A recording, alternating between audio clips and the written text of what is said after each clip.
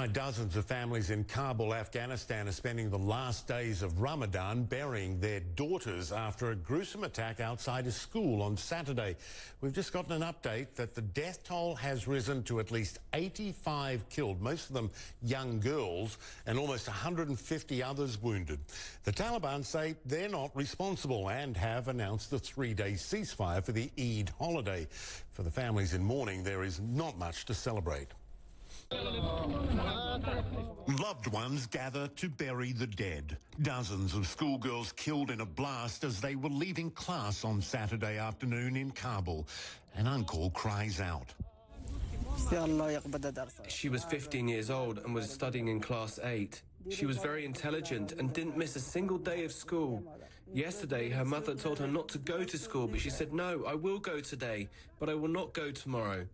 She told the truth, and we buried her here today. Afghan's Interior Ministry says a car bomb initially exploded, followed by 2 IEDs just outside the school. First it was the car bomb, and then the second blast went off, and afterwards came the third. I did not panic and rushed to the scene, and suddenly I found myself amongst bodies whose hands or heads were cut off and bones were smashed. All of them were girls. I saw dead bodies were piled on top of each other. The Afghan government blames the Taliban, but the Taliban denies any involvement, blaming instead the actions on sinister circles operating in the name of ISIS. No group, though, has claimed responsibility for the attack. Many insurgents in the country are known to despise the education of girls. But for the loved ones, no claim of responsibility will bring back the dead. Let's talk more about this with Fatima Galani. She's a women's rights activist, the former president of the Afghan Red Crescent Society, and was one of 4 women involved with the Taliban peace talks.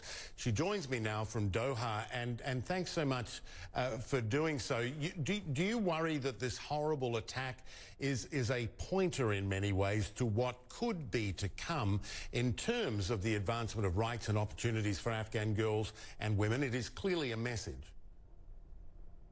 Well, the other day when this happened in Logar with the entrance exam for the students to go to university, I thought, what could be worse? But then came this. This is the worst thing that anyone could have thought, men or women in Afghanistan. But imagine, this is happening while the American soldiers are still here, the NATO is still here. War is still going on in Afghanistan. We don't know who's fighting anymore. Taliban says it's not us. Then who is it? The government and the Taliban and everyone, it has become a game of blaming each other. This is the war. This is the 43 years of war, which has given place to people that doing things like that, and we don't even know who they are. Isn't it the time for peace? Isn't it that the whole world come and help us? You would hope so. The thing is, you have a unique perspective. You lived the before and after the Taliban, represented Afghanistan in talks with the Taliban. You literally faced the men who banished women like you from public life. I mean, it must feel intensely personal to contemplate a potential return to those old and terrible days. We have no intention to turn to those days. The world should not allow such a thing to happen. And the people of Afghanistan, above all, should not let this happen. Women of Afghanistan are not the women of yesterday. There are millions of dedicated, educated, very, very strong women in Afghanistan which will never allow such a thing should happen. That's why yesterday we had a program with women, and they were saying one thing: peace has to come. And they were asking all of us to stand here and start the negotiations again. But what peace means for us is not just the lack of war. Peace means inclusion. Peace means that men and women of Afghanistan are included in everything in Afghanistan. What you saw yesterday, I mean, this should never happen anywhere in the world. Of course not. But whom not. you're going to blame now? You know, you say that, you know, the world should not allow a return to those bad old days. Do you trust the Taliban, those who've said women's rights will be protected? There are different factions, of course, within the Taliban, but there are plenty on record who say there will be a return to Sharia law, a return to women being sidelined and repressed. When you say the world shouldn't let it happen, do you think the world can do anything about it if the Taliban take over? Look, this constitution today we have in Afghanistan, this is not a secular constitution. It is an Islamic constitution. Everything for women in this constitution, I and many women, men and women who are studied Islamic jurisprudence or anything, they can defend it. We can defend ourselves. It is the war that we cannot control. If I say that I want the world to help us, I want the world to help us to end the war. When I was in a constitution, when we were writing this very constitution regarding women, we did have other people within our side who were in the same imagination and the same way of thinking like our Talibans are.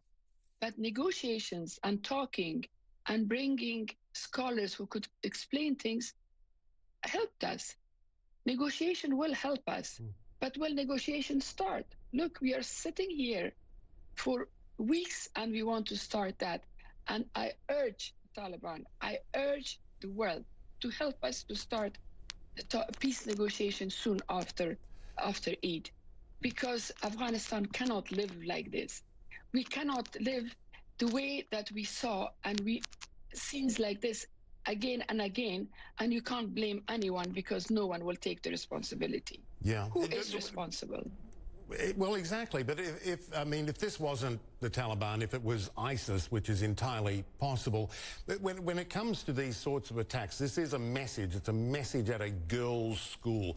What can the West do to preserve the gains that have been made, that you fought to make? I mean, it's hard to imagine that the answer is anything but nothing. In a real sense, if the Taliban come in and turn the clock back, what can the West do? Is there any reason to believe the Taliban would abide by what the West would ask of it? The clock will not turn back. This is a new Afghanistan. The Taliban will have to talk to us. We will have to come to a conclusion that what kind of the future Afghanistan we want, all of us together. It cannot be that Afghanistan. Look, at that time they took over after a chaotic situation of civil war between the Mujahideen themselves. Everything was so bad that the Taliban looked good and they continued.